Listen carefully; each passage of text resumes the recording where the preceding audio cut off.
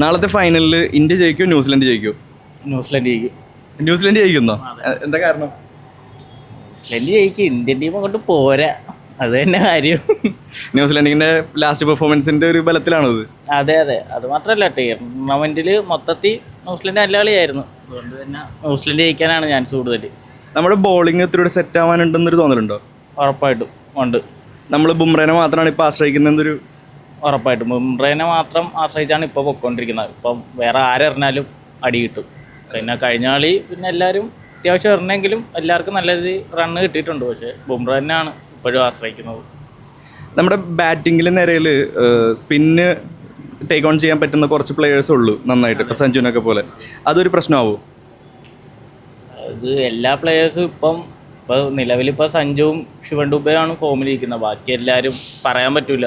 എല്ലാവരും വേണേൽ ചിലപ്പോൾ സഞ്ജു അടുത്ത കളി ഡക്കിന് പോയെന്ന് വരും. അതുകൊണ്ട് പറഞ്ഞിട്ട് കാര്യമൊന്നുമില്ല. എന്തായാലും ന്യൂസിലൻഡ് ജയിക്കുള്ളൂ. അഭിഷേകിന്റെ കാര്യം എന്താവുന്നല്ല? അഭിഷേക് അടിച്ചാലായിന്ന് പറയാം, അല്ല അതിപ്പോൾ എന്താ പറയുന്നത് തോന്നുന്നില്ല. എന്തായാലും ഞാൻ എന്തായാലും ന്യൂസിലൻഡ് ജയിക്കുന്നേ പറയുള്ളൂ. ഓക്കെ, ന്യൂസിലൻഡ് ജയിക്കുന്നുള്ള ആദ്യത്തെ ആളാണിത്. അതെ, എന്തായാലും ന്യൂസിലൻഡ് ജയിക്കും, വേറെ ഒന്നും പറയാനില്ല. ശരി.